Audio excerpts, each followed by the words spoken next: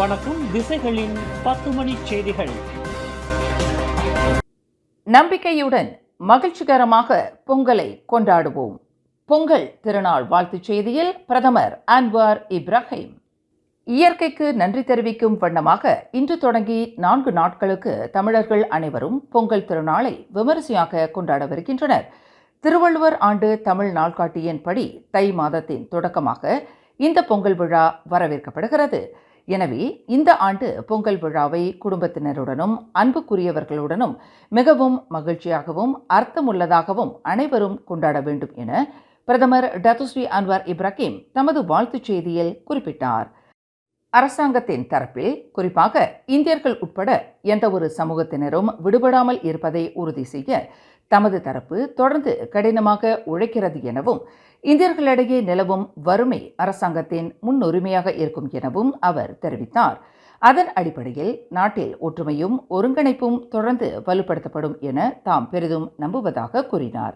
மலேசிய குடும்பத்தின் சார்பாக குறிப்பாக தமிழ் சமூகத்தினர் உள்ளிட்ட அனைத்து இந்திய சமூகத்தினருக்கும் தமது இனிய தமிழ் புத்தாண்டினையும் பொங்கல் திருநாள் நல்வாழ்த்துக்களையும் தெரிவித்துக் கொள்வதாக டத்துஸ்ரீ அன்வார் இப்ராஹிம் வாழ்த்துக்களை பகிர்ந்து கொண்டார். 1MDB முன்னாள் தலைமை நிர்வாக அதிகாரி அருள்கந்தா கந்தசாமி குர்சா லிமிடெட் நிறுவனத்திற்கு மாற்றப்பட்ட 700 மில்லியன் அமெரிக்க டாலர்களை தான் சட்ட நடவடிக்கை எடுத்திருந்தால் திரும்ப பெற்றிருக்க முடியும் என்று நீதிமன்றத்தில் தெரிவித்தார். 1MDB நிறுவனம் அருள்கண்டா மற்றும் அதன் முன்னாள் தலைவர் முகமது இர்வான் சரிகார் அப்துல்லா மீது 6.59 பில்லியன் அமெரிக்க டாலர் இழப்பீடு கேட்டு வழக்கு தொடர்ந்துள்ளது.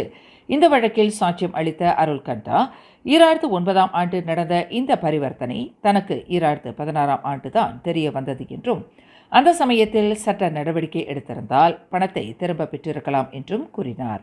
அருள்கண்டா தான் 2015 நிறுவனத்தில் சேர்ந்தபோது எந்த முறைகேடும் தனக்கு தெரியாது என்றும் முந்தைய நிர்வாக அதிகாரிகள் பல்வேறு செயல்பாடுகளுக்கு நேரடியாக பொறுப்பேற்றிருந்ததாகவும் கூறினார். எனவே அவர்களிடம் தகவல்களை கேட்டு பெறுவதும் அவர்கள் அளித்த விளக்கங்களை நம்புவதும் தனக்கு நியாயமாக இருந்தது என்றும் அவர் தெரிவித்தார். 1MDB நிறுவனம் அருள்கண்டா மற்றும் இர்வான் ஆகியோர் நம்பிக்கை மோசடி மற்றும் சதி செய்து நிறுவனத்திற்கு 1.83 பில்லியன் அமெரிக்க டாலர் இழப்பை ஏற்படுத்தியதாக குற்றம் சாட்டியுள்ளது. மேலும் அருள்கண்டாவும் இர்வான் சரிகாரும் இணைந்து நிறுவனத்தின் நிதியை முறைகேடாக பயன்படுத்தியதாகவும் வேலை நீட்டிப்பு ஒப்பந்தத்தின் கீழ் அருள்கண்டாவுக்கு அதிக தொகையை வழங்கியதாகவும் 1MDB குற்றம் சாட்டியுள்ளது. இதன் காரணமாக 1MDB நிறுவனம் 2 பிரதிவாதிகளிடம் இருந்து 6.59 பில்லியன் அமெரிக்க டாலர்களையும் இர்வானிடமிருந்து கூடுதலாக 2.9 மில்லியன் மலேசிய ரிங்கிட்டையும் இழப்பீடாக கோரியுள்ளது. இந்த வழக்கின் விசாரணை தொடர்ந்து நடைபெற்று வருகிறது. பேரரசர் சுல்தான் இப்ராஹிம் கோத்தாதிங்கி பகுதியில் வெள்ளத்தால் பாதிக்கப்பட்ட மக்களை நேரில் சென்று பார்வையிட்டார். அவருடன் மாநில அரசு அதிகாரிகளும் காவல்துறை உயர் அதிகாரிகளும் சென்றிருந்தனர். பாதிக்கப்பட்ட மக்கள் தங்கியிருக்கும் தற்காலிக நிவாரண மையங்களையும் அவர் பார்வையிட்டார். சுமார் 390 பேர் 2 நிவாரண மையங்களில் தங்க வைக்கப்பட்டுள்ளனர். ஜொகூர் மாநிலத்தில் வெள்ளத்தால் பாதிக்கப்பட்டவர்களின் எண்ணிக்கை தொடர்ந்து அதிகரித்து வருகிறது. சுமார் 3280 பேர் 35 நிவாரண மையங்களில் தங்கியுள்ளனர்.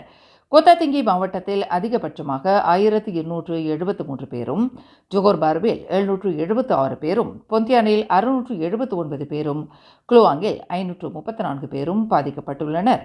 பேரரசரின் நேரடி வருகை பாதிக்கப்பட்ட மக்களுக்கு ஆறுதலையும் நம்பிக்கையையும் அளித்தது. STHICT கன்சல்டன்டின் ஏற்பாட்டில் தேசிய நிலையிலான செயற்கை நுண்ணறிவு போட்டி நேற்று Asia Pacific University of Technology and இனோவேஷனில் சிறப்பாக நடைபெற்றது. இதில் தமிழ் பள்ளியைச் சேர்ந்த 100க்கும் மேற்பட்ட மாணவர்கள் கலந்து கொண்டு வளர்ந்து வரும் செயற்கை நுண்ணறிவு சார்ந்த போட்டிகளில் கலந்து கொண்டு வெற்றி பெற்றனர். டாக்டர் ஆர் சிவபிரகாஷும் ஏசிய பசிபிக் பல்கலைக்கழகத்தின் தலைமை செயல்முறை அதிகாரி குர்பர்தீப் சிங்கும் இந்த போட்டியின் பரிசளிப்பு நிகழ்ச்சியில் சிறப்பு வருகையாளர்களாக கலந்து கொண்டனர். இப்போட்டிக்கு professor doctor Selvakumar Samuel, doctor Kokila Malar Kalisamy, TS Thiru Umapathi Eganathan ஆகியோர் நீதிபதிகளாக பொறுப்பேற்றிருந்தனர். STH ICT கன்சல்டன்ட் நடத்திய இப்போட்டி மலேசியாவின் இலக்கவியல் கல்வி பயணத்தில் ஒரு முக்கிய நிகழ்வாகும். கடந்த 4 ஆண்டுகளாக நாடு முழுவதும் 25 தமிழ் பள்ளிகளில் தகவல் தொடர்பு தொழில்நுட்ப கல்வியறிவை மேம்படுத்தும் பணிகளில் STH ICT ஆலோசகராக ஈடுபட்டுள்ளது குறிப்பிடத்தக்கது. இந்த போட்டி இளம் மாணவர்களின் மனதில் செயற்கை நுண்ணறிவு பற்றிய ஆர்வத்தையும் கணக்கீட்டு சிந்தனையையும் புதுமைக்கான திறனையும் வளர்க்கும் ஒரு முயற்சியாகும் என தமதுரையில் குறிப்பிட்டார் டாக்டர் சிவபிரகாஷ். இப்போதைக்கு ஒரு 25 ஸ்கூல் கலந்துருக்கேன். ஸோ அடுத்த வருஷம் வரப்போகிற ஈவெண்ட்டில் இன்னும் நிறையா தமிழ் ஸ்கூலில் கலந்துக்கணும்னு என்னோட ஆசை ஆவா. அதை தவிர்த்து நம்ம பார்த்தோம்னா இந்த ஆர்டிஃபிஷியல் இன்டெலிஜென்ஸ் தேவை ரொம்ப பெருகிட்டே போகுது. 37.3 விழுக்காடு வேலை வாய்ப்புகள் இதில் இருக்குது. ஸோ நம்ம பிள்ளைங்க இதில் பின்தங்கக்கூடாது. அவங்க ஆர்வத்தோடு இன்னும் அவங்க ஆர்வத்தை தூண்டுறதுக்காக இந்த மாதிரி பண்ணுற ப்ரோக்ராம்லாம் இன்னும் மேலே செய்யணும். இன்னும் நிறையா ப்ரோக்ராம் இந்த மாதிரி கொண்டாடணும். தேசிய லெவலில் மட்டும் இல்லாமல் இன்டர்நேஷ்னல் லெவலுக்கும் கொண்டு போகணும்னு சொல்லிட்டு என்னோட வாழ்க்கை. இந்த போட்டியில் மலேசியா முழுவதிலுமிருந்து தமிழ் பள்ளி மாணவர்கள் ஆர்வத்துடன் பங்கேற்றனர். ஏசிய பசிபிக் பல்கலைக்கழகத்தின் நிபுணத்துவம் வாய்ந்த நடுவர் குழுவின் பங்களிப்பு இந்த நிகழ்வின் தரத்தை உயர்த்தியது. இதுபோன்ற போட்டிகள் செயற்கை நுண்ணறிவு பற்றிய ஆர்வத்தை தூண்டுவதோடு மட்டுமல்லாமல் மலேசியாவின் இலக்கவியல் கல்வி இலக்குகளை அடையவும் ஒரு பிரகாசமான எதிர்காலத்தை உருவாக்கவும் உதவுகிறது என்று தெரிவித்தார் STH ICT கன்சல்டன்ட் நிர்வாக இயக்குனர் சசிகுமார். எல்லாரும் என்ன நினைக்கிறாங்கனாக்கா, இந்த ஆர்டிஃபிஷியல் இன்டெலிஜென்ஸ் இந்த உலக அளவில் வேகமாக வர்றதுனால என்ன பயப்படுறாங்கனாக்கா, இது நம்மளுக்கு ஆபத்தாக முடிஞ்சிருமோ, மனித குலத்துக்கு இது ஒரு ஆபத்தாக முடிஞ்சிருமோன்னு நினைக்கிறாங்க. அது கிடையாது. ஆக்சுவலி இந்த AI மனிதனுக்கு ரொம்ப உதவியாக இருக்குது. ஸோ இது எப்படி நான் அதை சொல்கிறேன்னு கணினி சம்மந்தமான எந்த விஷயமா இருக்கட்டும், அது நம்ம தொடும்பொழுது அதில் AI இருக்குது, புகுத்தப்பட்டிருக்கு.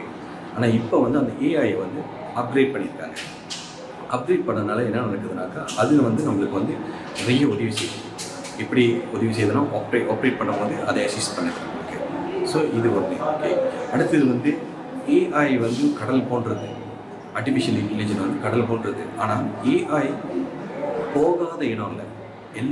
எல்லா துறைகளிலும் AI புகுத்தப்பட்டிருக்கு. இது கணினி துறையாக இருக்கட்டும், கல்வித்துறையாக இருக்கட்டும், ஸோ இன்னும் பல துறைகள், விளையாட்டு துறைகள் எல்லாத்துலேயும் AI ரொம்ப பரவலாக ஆக்கிரமிச்சிருக்கு. ஸோ இது கற்றுக்கிறதுனால நம்மளுக்கு என்ன பயன்னு சொன்னாக்கா, இன்னும் ஒரு 5 வருஷத்தில் AI ஆர்டிஃபிஷியல் இன்டெலிஜென்ஸ் மனிதனுக்கு மிகப்பெரிய அளவில் ஒரு உதவியாக நம்மளுக்கு கிடைக்க போகுது. எப்படி கிடைக்கும்னு சொன்னாக்கா, பொருளாதார ரீதியாக, கல்வி ரீதியாக, மனிதனுடைய அன்றாட வாழ்க்கை நண்பனாக இந்த AI திகழ்கிறது. இலக்கவியல் கல்வியறிவை வளர்ப்பதற்கும் ICT கல்வியை நாடு முழுவதும் உள்ள 25 தமிழ் பள்ளிகளுக்கு கொண்டு செல்வதற்கும் STH ICT கன்சல்டன்ட் மேற்கொண்ட முயற்சிகள் செயற்கை நுண்ணறிவின் முக்கியத்துவத்தையும் அது எவ்வாறு உலகை மாற்றி அமைக்கிறது என்பதையும் எடுத்துரைக்கும் வகையில் அமைகிறது என குறிப்பிட்டார் அந்நிறுவனத்தின் தலைவர் திலகவதி பாலச்சந்திரன். இந்த காலகட்டத்தில் நம்ம பிள்ளைகளுக்கு இது போன்ற வசதிகள் நம்ம கொடுக்க மறுத்தால் கண்டிப்பாகவே பிள்ளைகள் பின்தங்கி தான் போயிடுவாங்க. ஏன்னா இன்றைக்கு உள்ள காலம் தொழில்நுட்ப வளர்ச்சிக்கு இப்போதான் வளர்ந்துட்டு இருக்கு. அவர்களுடைய கல்வியுமே போய்கொண்டே இருக்கிறது. ஸோ மாணவர்களுக்கு இது போன்ற பாடத்திட்டத்தை கொடுக்கறதுனாலையோ இல்லை இந்த மாதிரி வசதிகளை நீங்கள் ஏற்படுத்தி கொடுப்பதுனாலும் கண்டிப்பாக பிள்ளைகள் அவர்களுடைய எதிர்காலத்தில் இந்த தொழில் பிரச்சனைகளில் அதாவது தொழில் எனக்கு வேலை வாய்ப்புகள் கிடைக்கல அப்படின்றத சொல்லாமல் இருக்கணும் அப்படின்னு நீங்கள் நினைச்சீங்கன்னா கண்டிப்பாகவே இன்றைக்கு இது போன்ற வசதிகள் நீங்கள் செய்து கொடுக்கணும். ஆனால் அதை செய்து கொடுத்துட்டு அதை எப்படி பெற்றோர்கள் கவனிக்கணுன்றது உங்கள் கையில் தான் இருக்குது. AI ஷார்ட் ஃபிலிமில் லெவல் 2ல் ஜெயிச்சிருக்கேன். ரொம்ப தேங்க்யூ என் சருக்கு, சார் ஷர்வின் அவரோட பேர், அப்புறம் என் பேரண்ட்ஸ், அதுக்கப்புறம் STH ICT கன்சல்டன்ட்டோட மெம்பர்ஸ் எனக்கு ரொம்ப தேங்க்யூ. எனக்கு அவங்க ரொம்ப சப்போர்ட் பண்ணாங்க. நான் இந்த இதை ஒரு 1 இயராக தான் நான் கற்றுட்டு வரேன். என்னை இங்கே கூட்டிகிட்டு வந்த என் அப்பா, அப்புறம் என்னை சிறப்பாக பயிற்றுவித்த ஆசிரியர் மிஸ் தேவாடிவி டீச்சர், அவங்களுக்கும் என்னோடய தேங்க்ஸ்.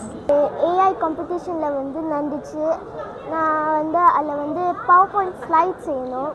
அதில் நான் அழகாக செஞ்சுட்டு முடிச்சிட்டேன். அப்புறம் எனக்கு ஃபர்ஸ்ட் ப்ளேஸ் கிடச்சிருக்கு. நானும் பெருசாகிட்டு சின்ன பிள்ளைங்களுக்கும் சொல்லித்தர ஆசை தான்.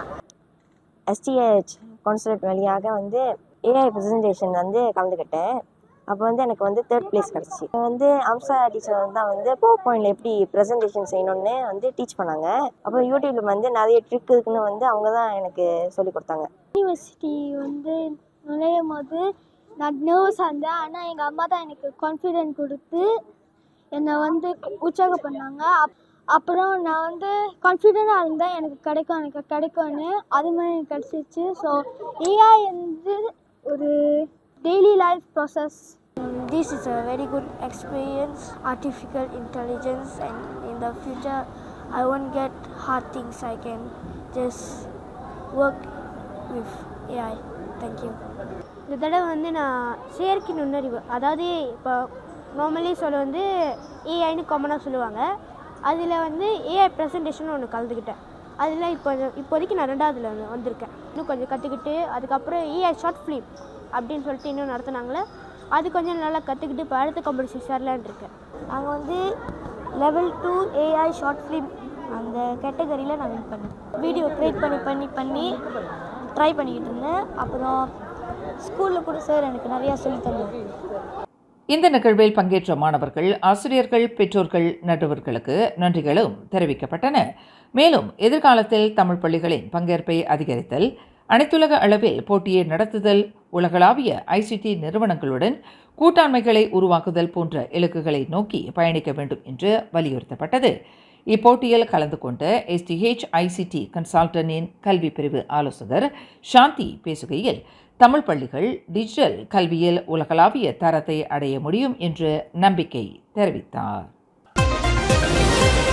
அம்னோ நாடாளுமன்ற உறுப்பினர்கள் பரிகத்தா நேஷனலுடன் இணைந்து எதிர்வரும் 16வது பொதுத் தேர்தலுக்கு முன் அரசாங்கத்தை கவிழ்க்க எந்த திட்டமும் தீட்டவில்லை என்று ஜெலுபு நாடாளுமன்ற உறுப்பினர் ஜலாலுடீன் அலியாஸ் திட்டவட்டமாக தெரிவித்துள்ளார்.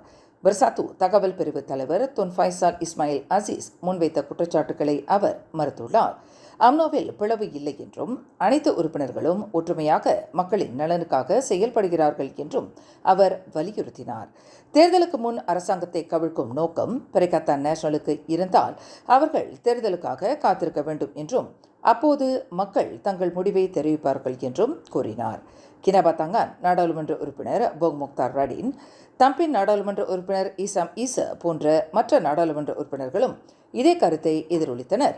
அரசாங்கத்தில் குறைபாடுகள் இருந்தாலும் தேர்தலுக்கு முன் அரசாங்கத்தை கவிழ்ப்பது சரியான அணுகுமுறை அல்ல என்று அவர்கள் தெரிவித்தனர். முந்தைய நாடாளுமன்ற காலத்தில் ஏற்பட்ட அரசியல் குழப்பங்களை சுட்டிக்காட்டிய அவர்கள் அரசாங்கம் அதன் முழு பதவிக்காலத்தையும் முடிக்க அனுமதிக்க வேண்டும் என்றும் எதிர்க்கட்சிகள் நாட்டின் நலனுக்காக ஆக்கப்பூர்வமான கருத்துக்களை வழங்க வேண்டும் என்றும் வலியுறுத்தினர். பயார் தீவு அருகே மீன்பிடிக்கச் சென்று காணாமல் போன 3 மீனவர்கள் இந்தோனேஷியாவில் பத்திரமாக மீட்கப்பட்டனர். 47 வயது அஷ்ருல் ஹிஷாம் சைனோன், அவரது 16 வயது மகன் ஷரேல் ஐமான் அஷ்ருல் ஹிஷாம், 29 வயது முகமது அல் அமீன் சுஃபியான் ஆகியோர் இவ்வாறு மீட்கப்பட்டவர்கள். இத்தகவலை அவர்களின் குடும்பத்தினர் தெரிவித்தனர். மீனவர்கள் நல்ல உடல் நலத்துடன் பாதுகாப்பாக இருப்பதாக அவர்களது குடும்பத்தினருக்கு தகவல் கிடைத்துள்ளது. Langkawi maritime rescue sub centre இந்தோனேஷியாவின் மீட்பு அமைப்பான பசர்னாஸ் தொடர்பு கொண்டு விசாரித்ததில் அம்மூன்று மீனவர்களும் அச்சே தமியாங் பகுதியைச் சேர்ந்த மீனவர்களால் காப்பாற்றப்பட்டதாக தெரிய வந்தது. அவர்களை மலேசியாவுக்கு திரும்ப அழைத்து வருவதற்கான நடவடிக்கைகளை MRSC லங்காவி மேற்கொண்டு வருகிறது. முன்னதாக இம்மூன்று மீனவர்களும் பயார் தீவு அருகே மீன்பிடிக்கச் சென்று கரை திரும்பாததால் காணாமல் போனதாக செய்திகள் வெளியாகியிருந்தது குறிப்பிடத்தக்கது. பிரதமர் துறையின் மத விவகாரங்களுக்கான அமைச்சர் முகமது நயீம் முக்தார் ஹலால் சின்னத்தை தவறாக பயன்படுத்துபவர்கள் மீது கடுமையான நடவடிக்கை எடுக்க உத்தரவிட்டுள்ளார். உள்நாட்டு வர்த்தக அமைச்சுடன் இணைந்து செயல்பட்டு குற்றவாளிகளை நீதிமன்றத்தில் நிறுத்தும்படி மலேசிய இஸ்லாமிய மேம்பாட்டுத்துறையான ஜாக்கிமிற்கு அவர் உத்தரவிட்டுள்ளார். ஹலால் சின்னத்தை தவறாக பயன்படுத்துவது வர்த்தக விளக்கச் சட்டம் 2011 கீழ் குற்றமாகும் என்று அவர் எச்சரித்துள்ளார். சமீபத்தில் மலாயா பல்கலைக்கழகத்தில் ஹலால் சான்றிதழ் இல்லாத ஹேம் அண்ட் சீஸ் சாண்ட்விச் விற்பனை செய்யப்பட்டது கண்டறியப்பட்டது. இதுபோன்ற பொதுநலன் சார்ந்த விவகாரங்களில் அரசு சமரசம் செய்து கொள்ளாது என்றும் ஹலால் தொடர்பான சந்தேகங்களுக்கு ஜாக்கிமையும் மாநில மத அதிகாரிகளையும் அணுகுமாறும் அமைச்சர் அறிவுறுத்தினார். மேலும் சன்வே டமன்சராவில் உள்ள ஒரு சாண்ட்விச் தயாரிக்கும் தொழிற்சாலை ஹலால் சின்னத்தை தவறாக பயன்படுத்தியதற்காக விசாரணைக்கு உட்படுத்தப்பட்டுள்ளது. ஒருவர் குற்றம் செய்ததாக சந்தேகம் எழுந்தால் பொதுமக்களின் கைபேசிகளை சோதனையிட காவல்துறையினருக்கு அதிகாரம் உண்டு என்று தேசிய காவல்துறை தலைவர் ரசாருடீன் ஹுசைன் தெரிவித்துள்ளார். குற்றவியல் நடைமுறை சட்டம், தகவல் தொடர்பு பல்லுடக சட்டம் ஆகியவற்றின் அடிப்படையில் இந்த அதிகாரம் காவல்துறையினருக்கு வழங்கப்பட்டுள்ளது. ஆபாசமான, இழிவான அல்லது அச்சுறுத்தும் தகவல்கள் ஏதும் கைபேசியில் உள்ளதா என்பதை உறுதி செய்வதற்காக இந்த சோதனை மேற்கொள்ளப்படலாம். குறைந்தது இன்ஸ்பெக்டர் பதவி கொண்ட காவல்துறை அதிகாரிகளுக்கு மட்டுமே இந்த சோதனை செய்யும் அதிகாரம் உண்டு. சாலை தடைகளின் போதும் நியாயமான சந்தேகம் இருந்தாலோ அல்லது புகார் பெறப்பட்டாலோ காவல்துறையினர் கைபேசிகளை சோதனையிடலாம். ஆனால் இந்த சோதனைகள் சட்ட விதிகளின்படி நியாயமான காரணங்களுக்காக மட்டுமே மேற்கொள்ளப்பட வேண்டும். ஒத்துழைக்க மறுத்தால் கைது செய்யப்படலாம் என்றும் விசாரணைக்கு பிறகே கைபேசி திரும்ப ஒப்படைக்கப்படும் என்றும் அவர் தெரிவித்தார். மேலும் செய்திகளை தெரிந்து கொள்ள கீழே இருக்கும் பெல் பட்டனை அழுத்துங்கள். உங்கள் மகிழ்ச்சியை வெளிப்படுத்த லைக் மற்றும் ஷேர் செய்யுங்கள். தொடர்ந்து திசைகளோடு இணைந்திருக்க சப்ஸ்கிரைப் செய்யுங்கள்.